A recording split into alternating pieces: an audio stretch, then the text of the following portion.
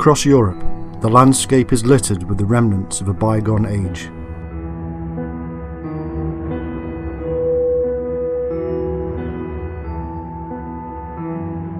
An idealised romantic period of chivalry with glorious buildings and mighty kings.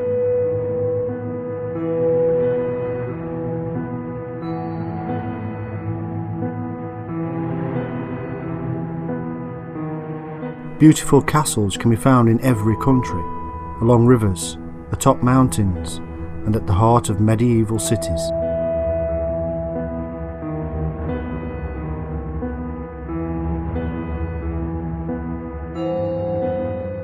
But the truth is much more sinister.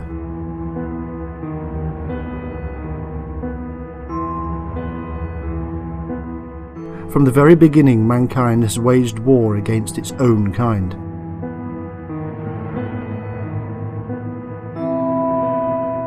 Over millennia, he has developed weapons to kill more and more people.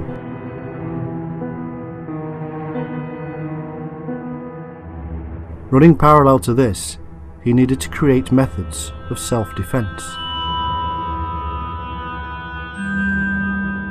The castle is the ultimate symbol of that protection for lords, fighters, and ordinary folk. It evolved as the weaponry advanced, and, amazingly, it is still in use today.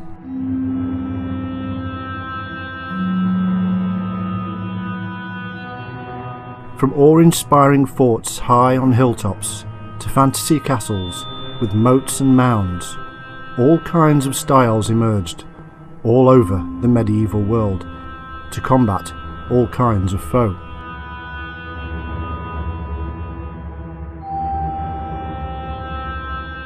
An amazing tale of innovation formed from the darkest element of the human condition: war.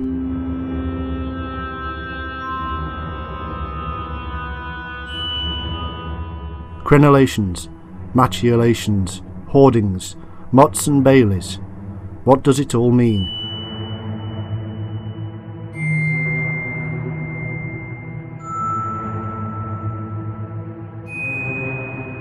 Journey with us across Europe and the Middle East as we discover the history, beauty, and power of the castle.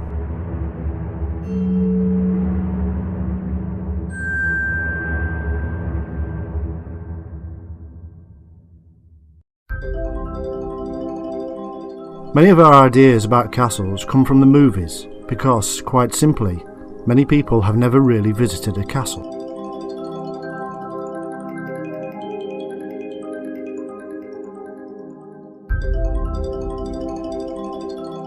We see them through the eyes of Robin Hood and other medieval stories handed down to us and changed throughout the ages.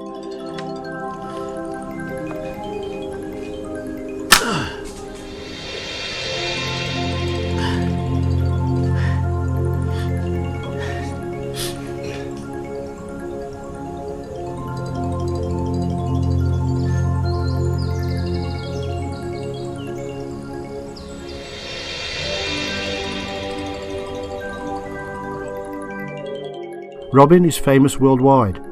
The Sheriff of Nottingham holds the castle, and Robin has to find various ways of getting inside.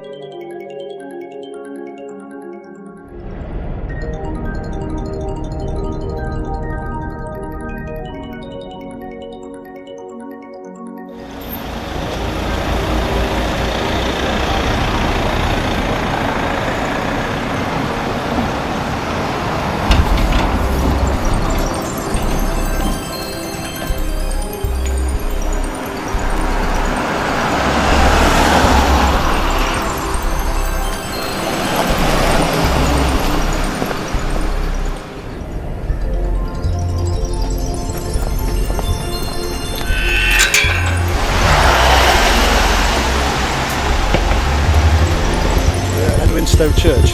This is where Robin and Marion got married. This is the heart of Sherwood Forest. This is the heart of that ancient pagan hunting ground. This is the place where in May they would all run off into the woods and come back 9 months later being with child. So You know, this is the place of that much more ancient pagan fertility rite, which Robin is attached to in May. The maypole dances, the May Day extravaganzas that went off were all about the union of the god and the goddess from ancient times, fertility rituals. Now it's time to go and see Major Oak, Robin Hood's larder.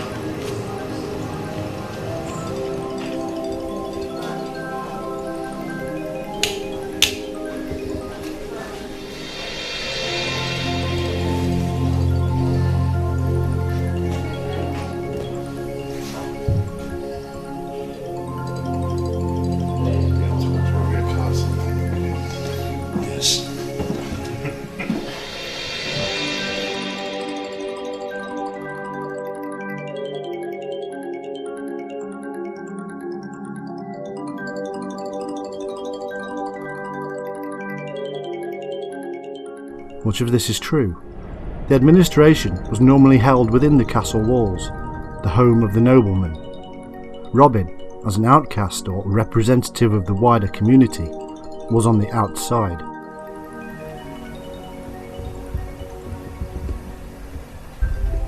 Nice church. It's funny, lived here all my life and I've only been here once. It's interesting how the legacy, the whole kind of Robin Hood made Marion legacy imbues it itself into the kind of living legend stonework. Yeah. Do you know what I mean?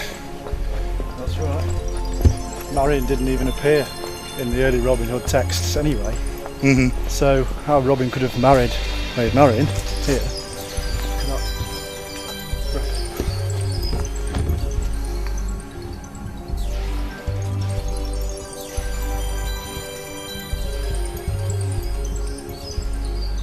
So why do you think it's acquired that legend? Is it a money-making thing? Is it like the pub landlord, a bit like in Glastonbury, thought, oh, I can make a few pennies here? Is there something deeper symbolically at a deeper level? This particular place, and the whole of this area, in fact, Mansfield, Retford, Worksop, all of that, is all taken on Robin Hood. I think a lot because they haven't really got anything else. But a lot of the tales do actually point to it being Sherwood Forest and Nottingham in particular. So, it is the Sheriff of Nottingham who is his arch adversary. So, I think they have a pretty good claim, and there are plenty of hooded people in the area from the texts that we do have. I mean, hood, of course, being a name synonymous with people that would steal on the highways and byways.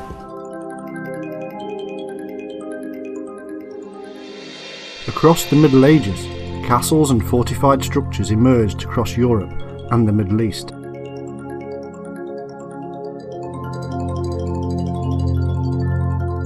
Built by the nobles, there is no strict meaning to the word castle. But in essence, historians agree that it describes a fortified residence for the noble.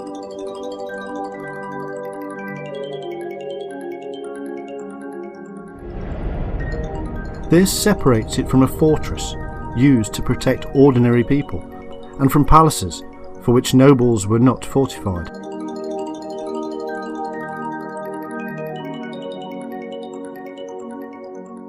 However, all three merge over time, and the castle often becomes a refuge for the nobles and ordinary folk alike, and many develop into glorious palaces.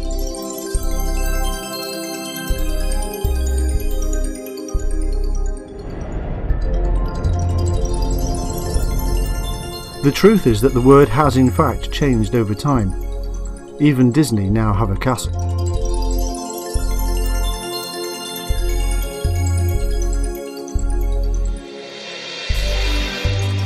When the empire of the Carolingians collapsed, territory across Europe divided, and suddenly nobles were competing with each other.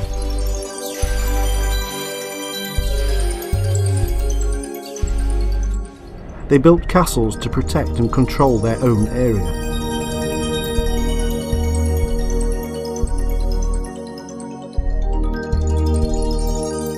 In the 9th and 10th centuries, castles sprouted up across Europe like mushrooms.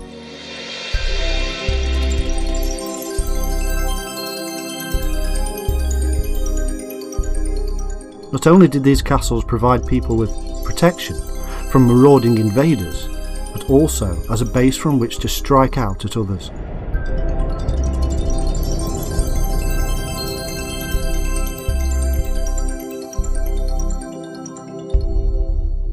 As symbols, the castles informed the world of the power and might of the landowner, and nobles competed with each other.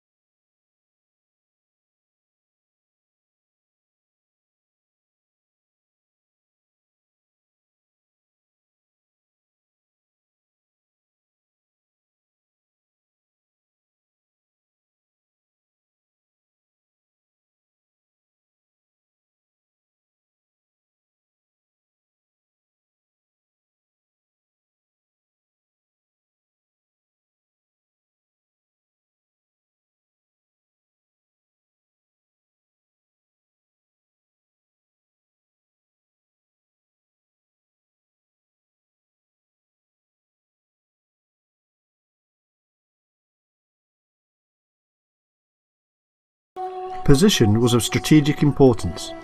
Beside rivers to control commerce, in urban areas to protect people and business. Towns and cities grew stronger and bigger besides castles.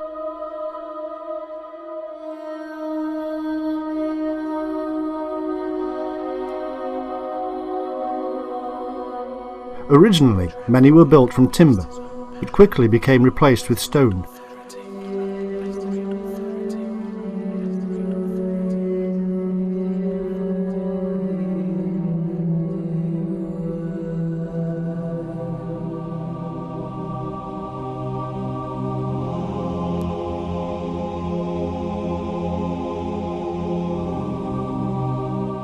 Where possible, natural defences were utilised, such as hills, rocky outcrops and rivers.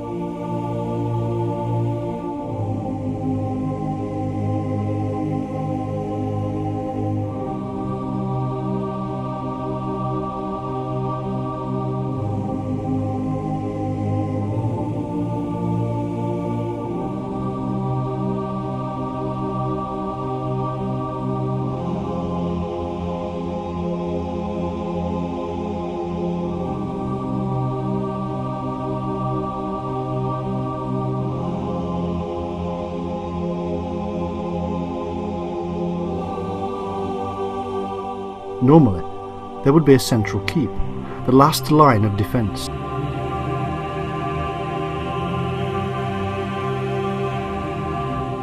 By the 12th and 13th centuries, towers became popular as architectural advances improved building techniques.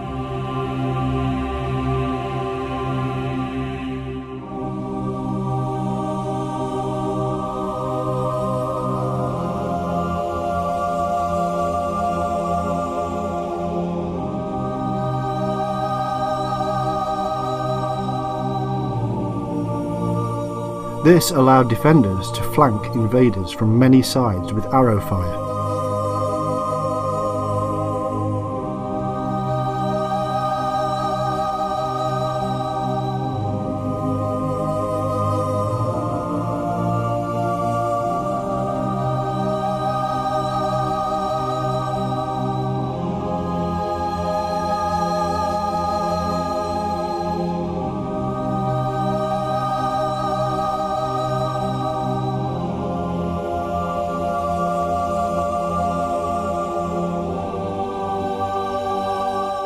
Complexity in design saw concentric lines of defence, polygons and circles, defence within defence.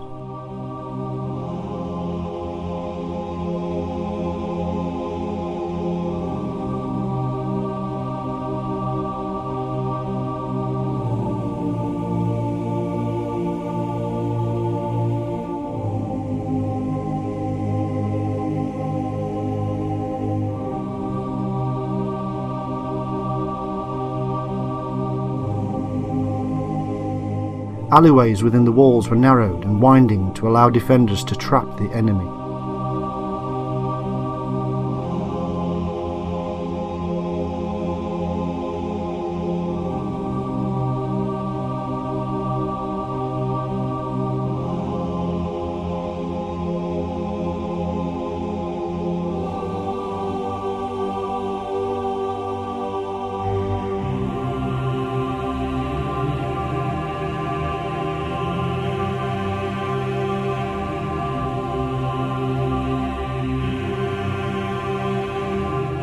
By the 15th century, the introduction of gunpowder meant that castle design had to be rethought.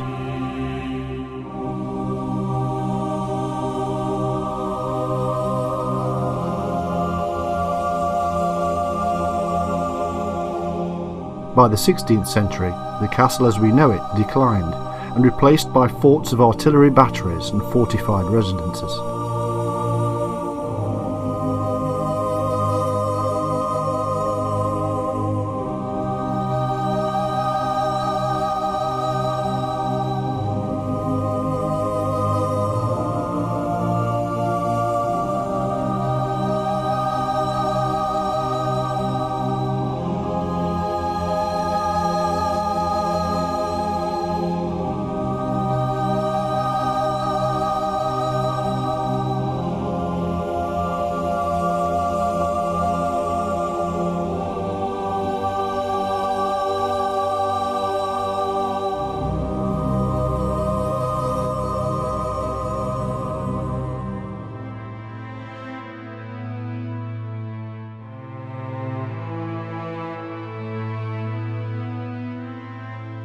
The word itself comes from the Latin castellum, meaning fortified place.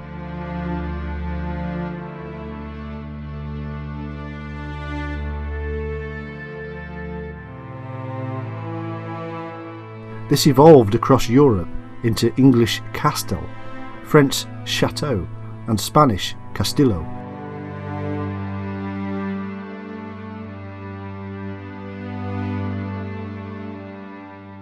Although there is a lot of debate among scholars, they generally accept that it means a private, fortified residence.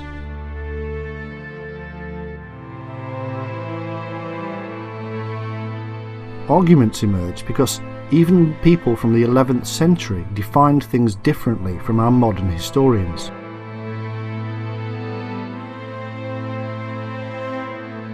Walled settlements and forts encountered by the Crusaders were called castles by them.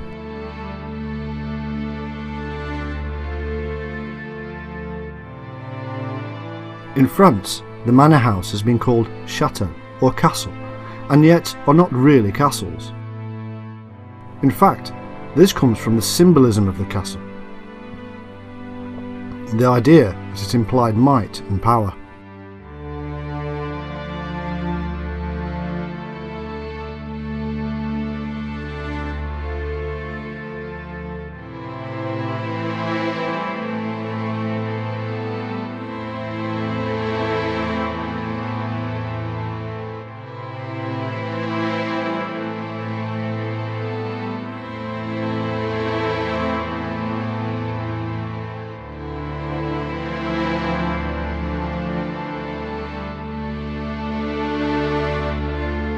So what are the elements of the castle that help us understand it and define it more?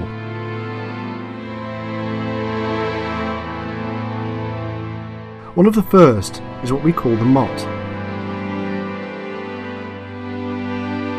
This refers to a mound with a flat top, upon which is normally a keep of wood or stone. Basically, a walled enclosure on top of a normally man-made hill.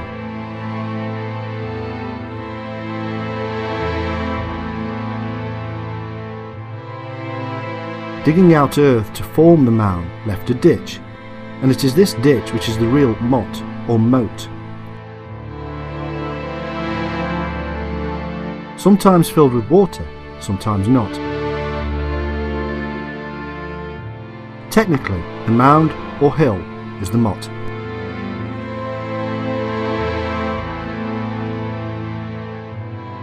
Often associated with the motte is the bailey. This is simply a fortified enclosure around the area surrounding the motte.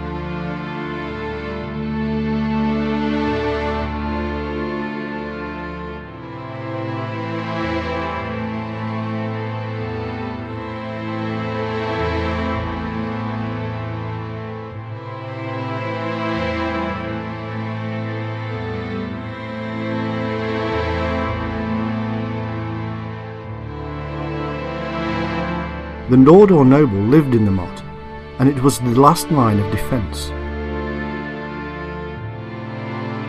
The bailey supported buildings for the lord's household, garrison, workshops, stables and storage.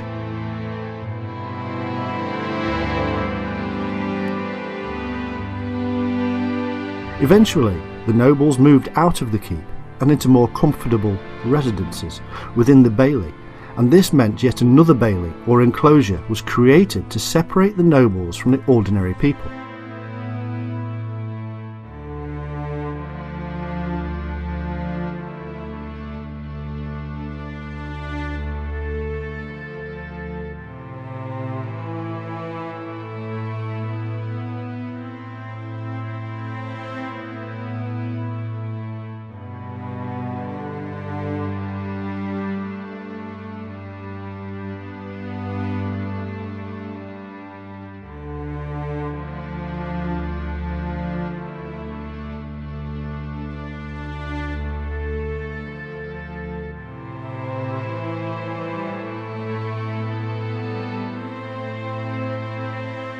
More and more structures emerged, such as chapels, administrative centres and hostelries.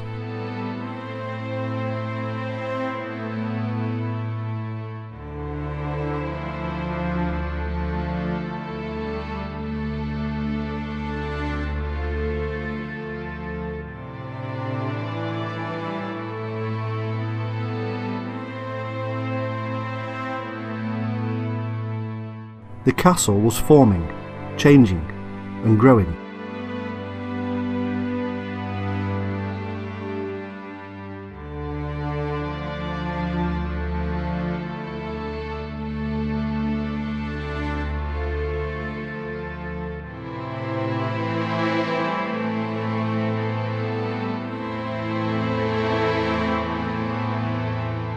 The centre of all this was of course the last line, the keep.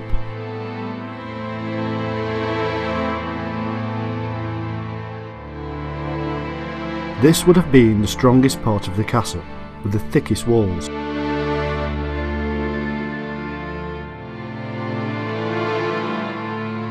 The Great Tower, it was not known as the keep until the 16th century.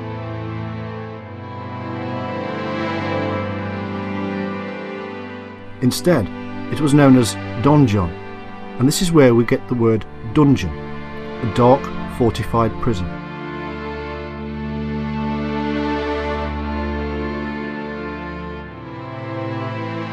Initially, the keep formed the residence of the noble, especially in times of high alert.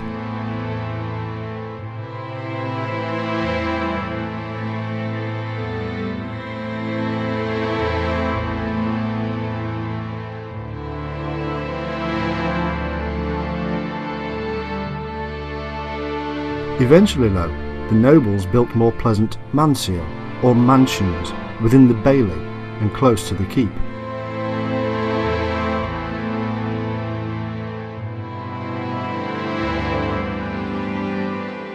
The donjon, or keep, then became the headquarters, or barracks for the military.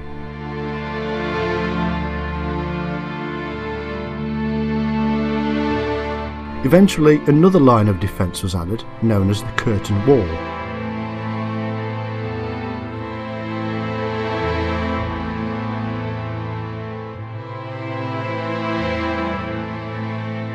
This extra wall enclosed the bailey, and had to be high and thick.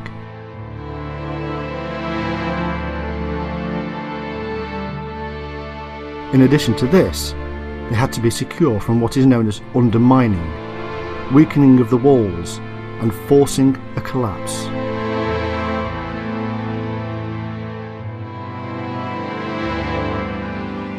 A thick stone skirt was often created to shore up the huge walls.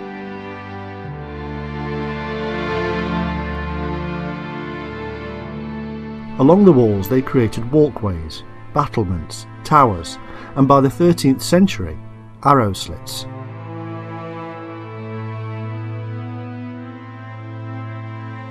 Of course, there had to be an entrance, and so the gatehouse was created.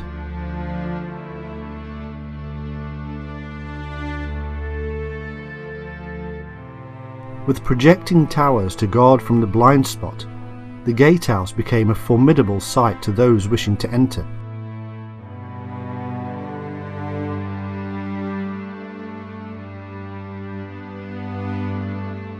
The defences included one or more large metal reinforced wooden gates known as portcullis.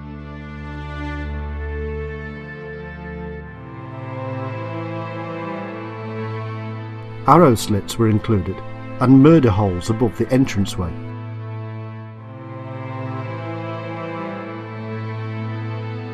Although many claim these were used to drop boiling oil and lead on the attackers, the truth is nobody really knows, but it is generally believed they dropped heavy objects such as stone and even water to put out fires.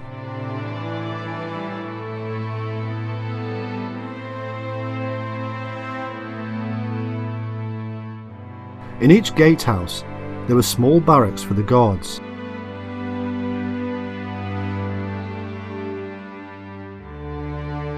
By the 13th and 14th centuries, the gatehouse developed into the barbican, a simple rampart, ditch and tower in front of the old gatehouse, adding yet further defence.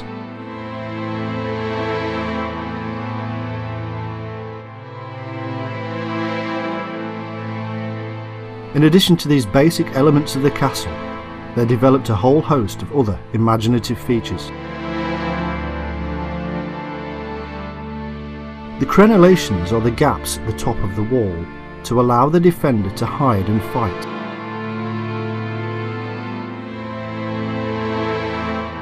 Hoardings are pieces of wood that projected from the wall and allowed the defender to drop objects on the attackers.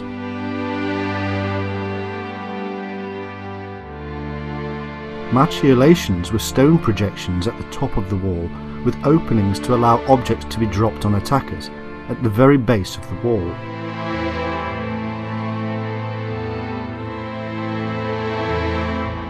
A sally port was an opening that allowed the defenders to leave the castle and attack.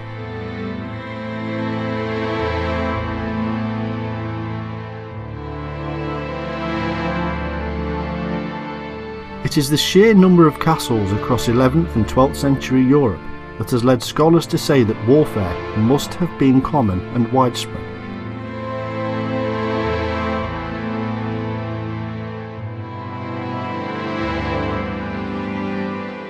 For instance, in Denmark there is little evidence of castle building until they suffered attacks from the pirates.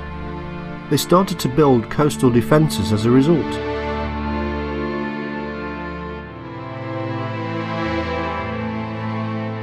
Whereas before the pirates had come, they appeared to be relatively peaceful.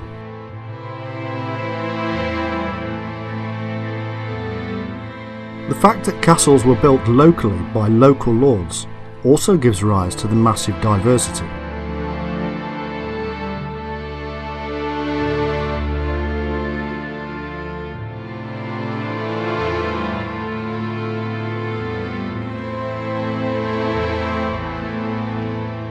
Different landscapes, different threats.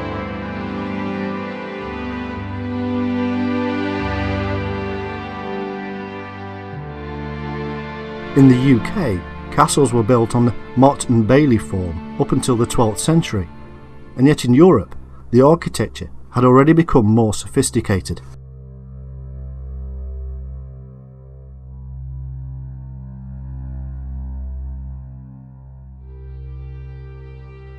Typically, up until the 12th century, the castle would include a keep, gateway and portcullis.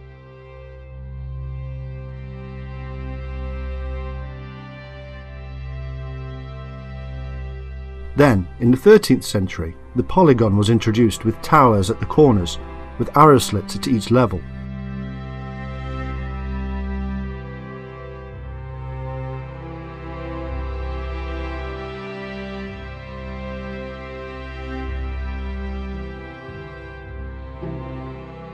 If the castle still maintained a keep, it was now also polygon or cylindrical.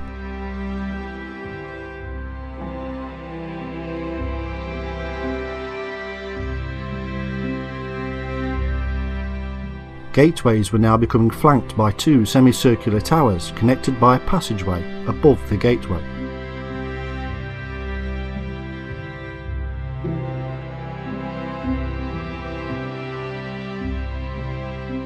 In the Muslim world, castles also had detached towers around the edges to provide flanking fire and were connected via removable wooden bridges.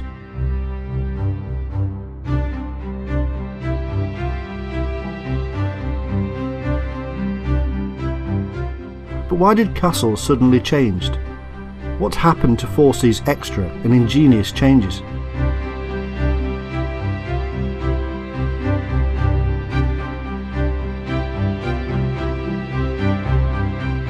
The answer was believed to lie with the Crusades, a period in history when Christianity decided to take on the world of Islam, and hundreds of thousands of Europeans marched into the Middle East for the glory of God.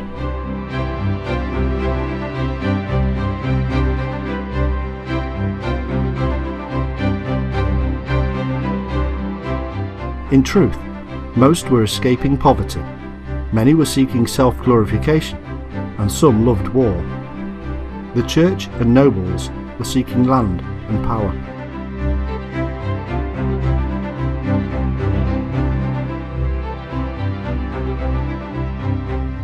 Architecturally, what happened was simple: the influence of the Byzantines and Saracens.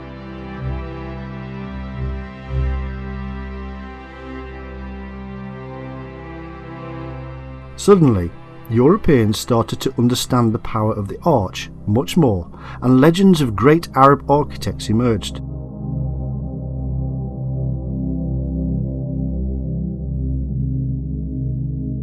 One was even said to have visited Wales and aided in the building of their many great castles.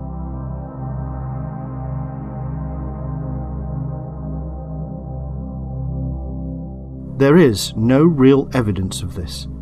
Instead, it is simply a legend to explain the perceived origin of the new architectural ideas.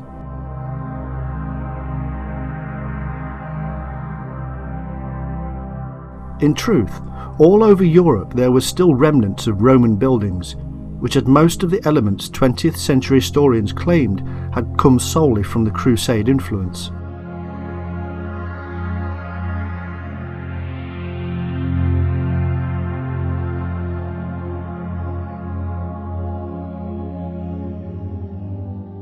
castle builders in Europe did not suddenly change as many thought.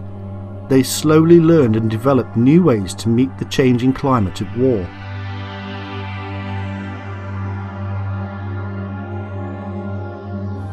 Yes, some influence did come back from the Crusades, but not what had been previously thought.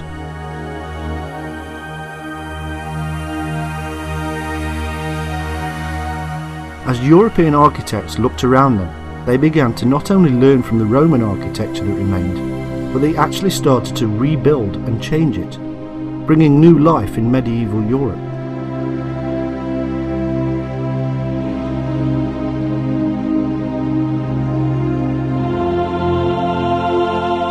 In fact, many Crusaders remained in the Middle East and made their homes there.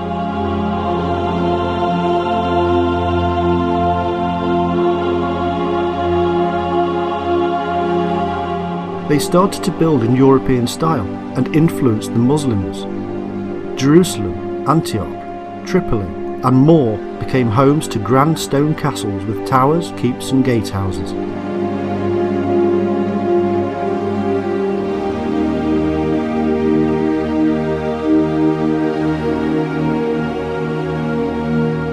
These mighty castles became a power base of Christianity in the area.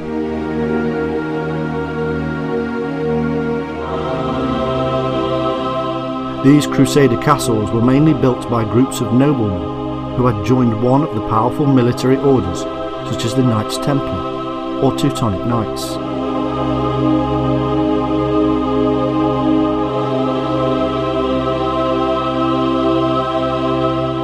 They brought with them European architects and masons.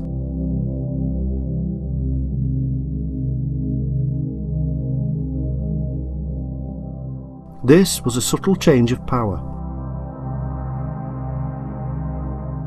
Not the noble lord's residence, but now a stronghold for an elite, holy order of warrior monks.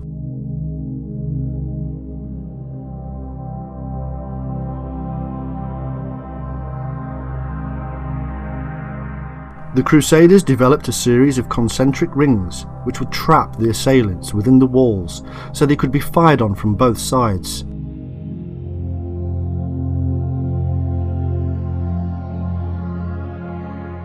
This concept was brought back to Europe. Edward I of England had been on the Crusades, actually built similar castles in Wales in the 13th century. This is Old Clipston in Nottinghamshire in England, and this is an old castle to King John, and it's lost. Nobody knows it's here. Everybody drives past, thousands of people drive past every day, and it's in the middle of a field, and this is all that's left, one wall. And this dates back to the time, the supposed period of Robin Hood.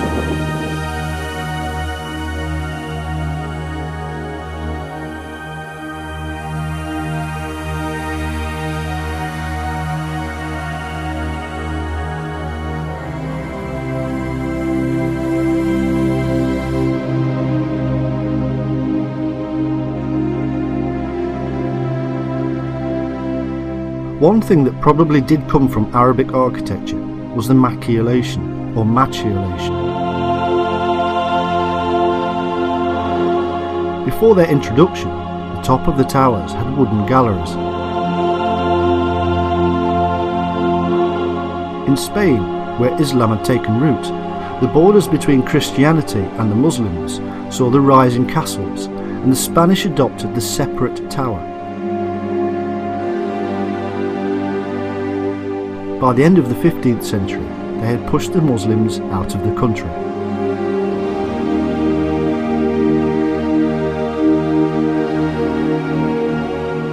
For a long period, however, it was the English who led the way in castle building.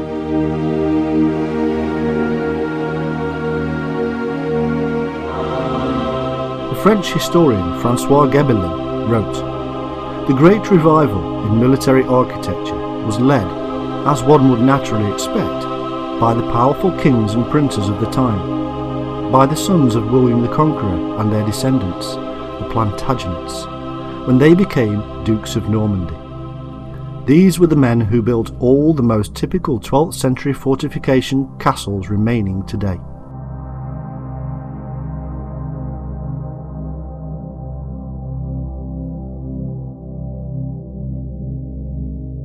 By the 15th century, the French were leading the way, but things changed as gunpowder was introduced.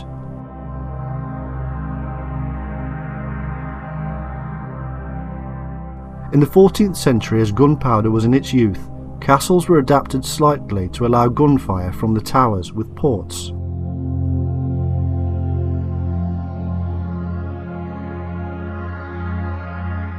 This started to change the shape of castles, and new artillery fortifications began to take shape.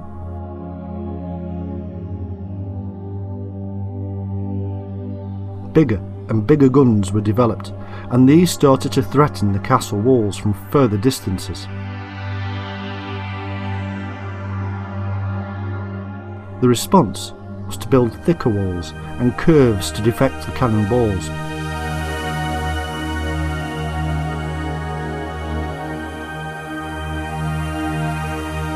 Often bulwarks were built outside of the castle to mount cannon for defence.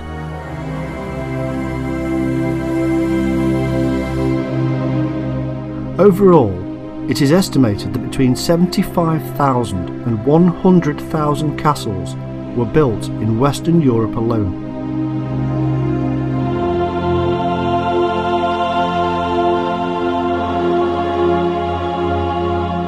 As the castle became less and less important as artillery advanced and modern warfare changed, the castle itself changed.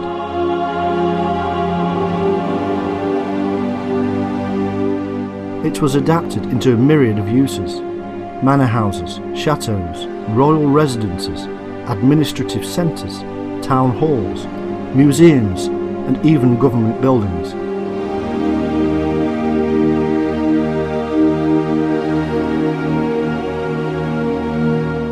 Occasionally, castles were refortified, such as in the English Civil War of the 17th century, and even during the two World Wars.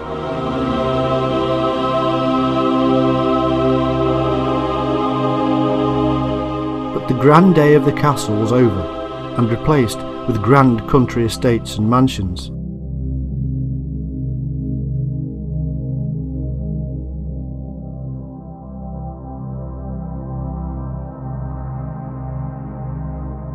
So how were castles built?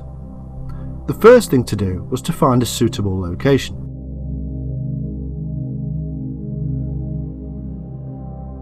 Somewhere strategic or dominating. Ideally, there would be a local material available to be quarried.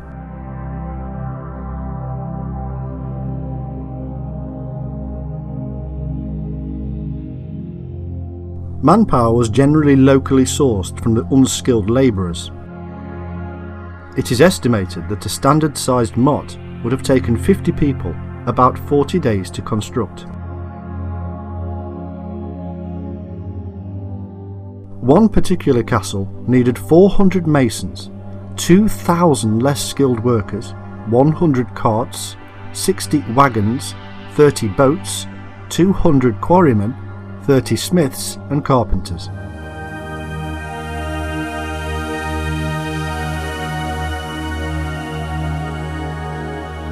This was a massive task with massive costs.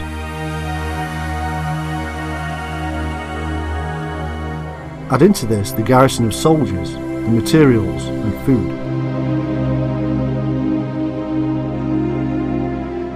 In areas such as Denmark that had few stone quarries, brick was used.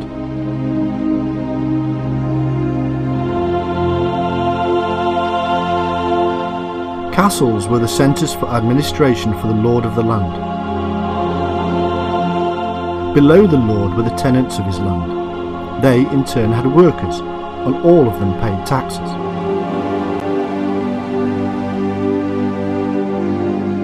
All of this had to be administered, accounted for. The lord had to keep a strong hold over his tenants and show his power through his castle. Above the lord was the royalty, who expected the lord to collect taxes on his behalf, to provide soldiers, and to keep the land in check.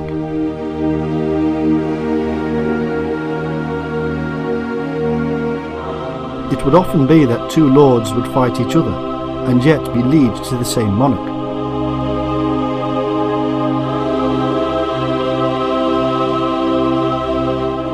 Indeed, monarchs often owned land in different countries, thus complicating the matter further.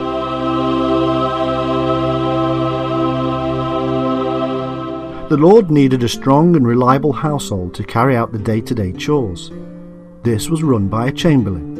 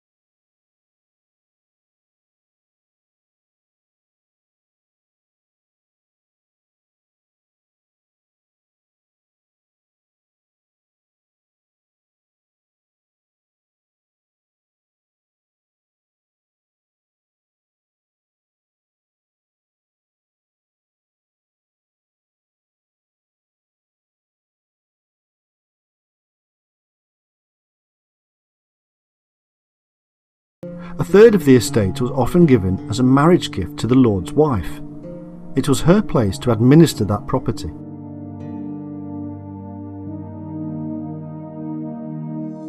This helped her to understand the estate better.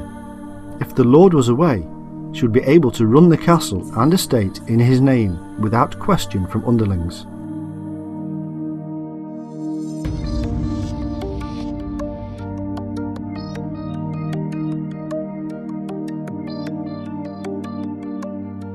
There are many cases of the lady of the estate providing a refined, aristocratic taste to the very building itself.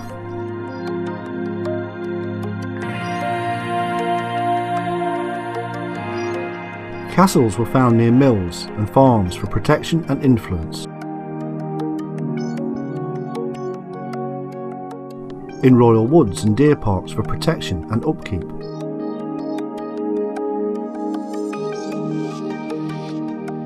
Beside fish ponds for water and food supply. These kind of castles were generally status symbols with minor defensive means.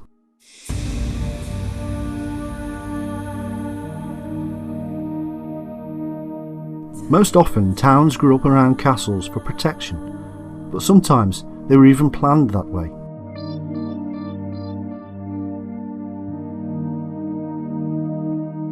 As safe havens, castles attracted traders, workmen, artisans, and men and women of the cloth.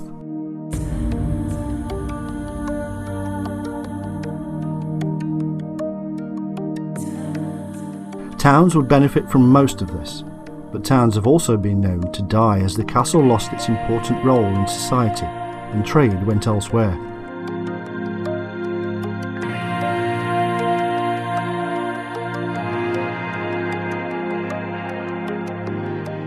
When the Normans invaded England, they actually built castles within existing townships to enforce control.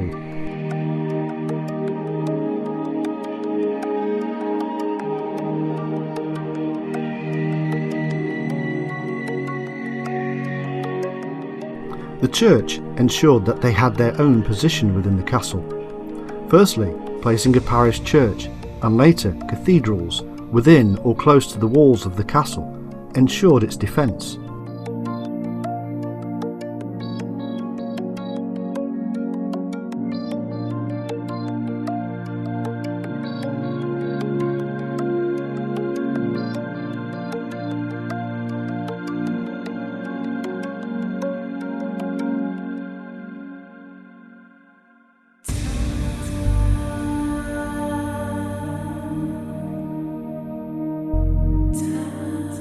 Secondly, the castle was where all the people were flooding in and out of. It was a perfect catchment area. The church was one of the most important institutions in medieval Europe, and the Lord would want it within his sight and sphere of influence.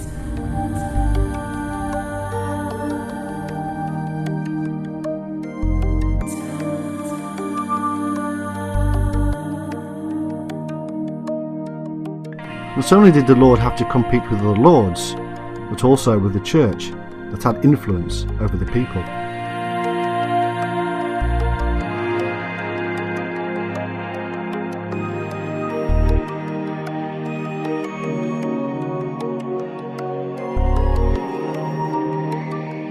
Now we turn to the castle as a machine for warfare. In today's age it seems strange to think of the castle as the most important element in war, but that was the truth in its heyday.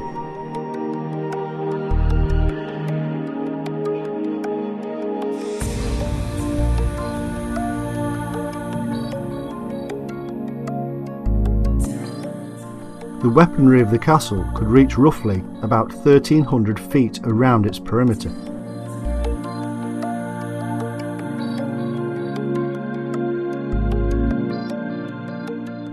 The main offensive point of a castle is the influence of the garrison stationed there.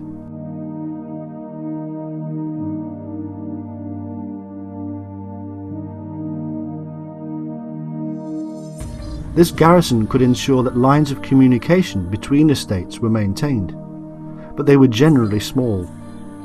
Castles didn't need a great number of men to defend them, and they were expensive to keep.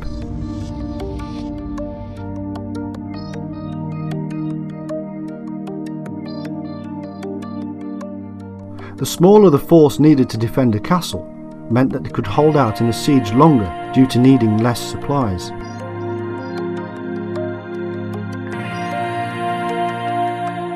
There are numerous instances of tiny garrisons holding back massive attacks.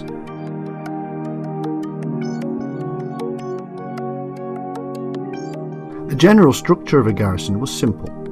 A constable was in command, followed by knights, followed by archers and bowmen.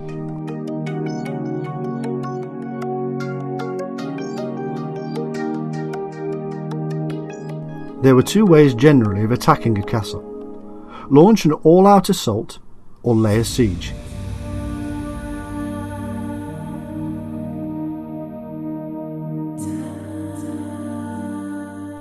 The former would normally mean a great loss of men, but often finished the process much more swiftly.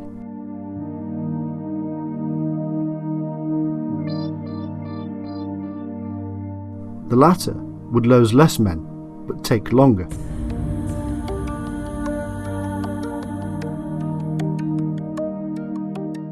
The skills on both sides would be crucial, but the castle itself would be the real proof of power.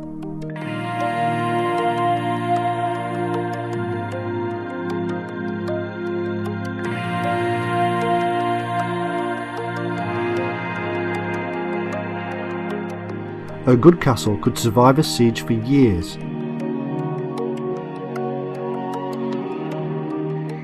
Most had internal wells for water and various methods of storing, growing, and even smuggling in food.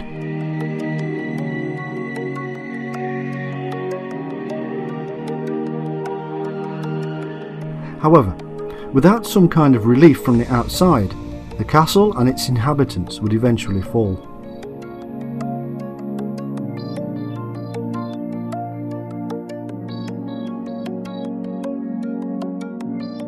If a full-on attack was decided upon, then numerous methods were employed.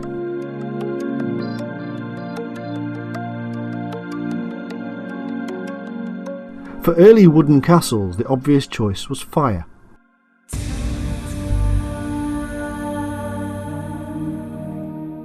Projectile weapons were almost always used and have been for millennia.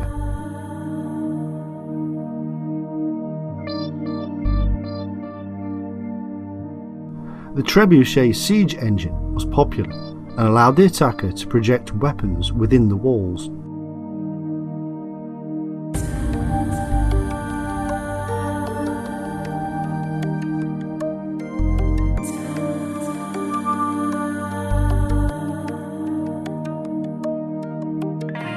Large crossbow siege engines, known as ballistas or springolds, had evolved from their early days in ancient Greece. These were more accurate than the trebuchet.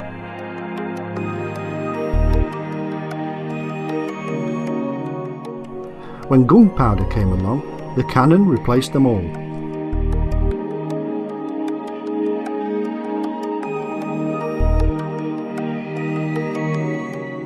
The skill of the sapper was also employed.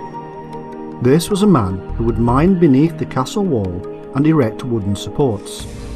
These would then be burned and the walls would collapse.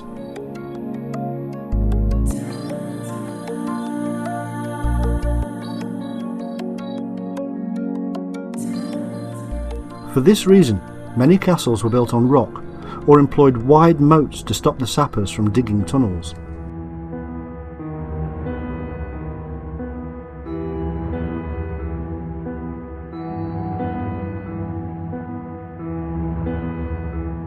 Sometimes a countermine was dug and the battles occurred beneath ground.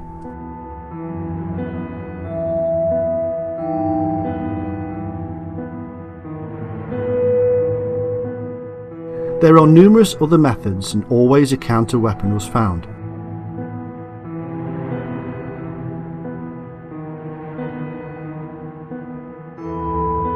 In this way, the castle, and indeed warfare itself, has evolved, with the side employing the latest technology generally winning.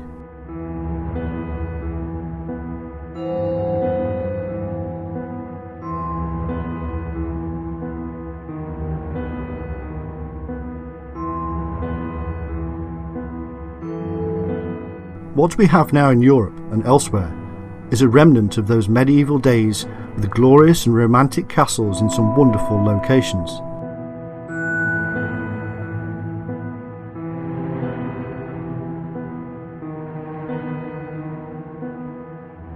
Many have been lost to us, but many remain.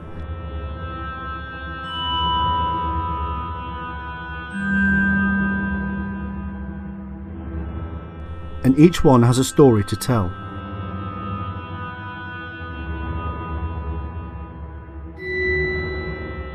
In each place men have battled and died to secure something for their lord.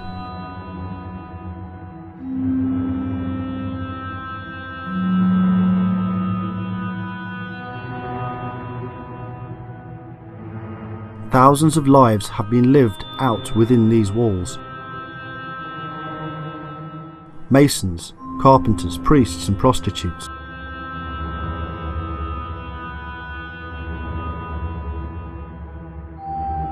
We look back on those times with a strange romantic idea that Errol Flynn is there swashbuckling his way through another silver screen tale.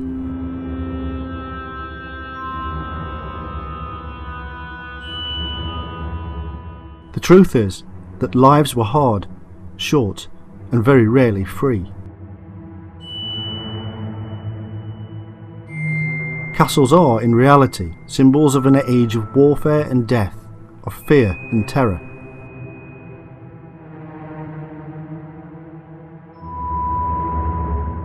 They were built for one purpose, to kill and not be killed.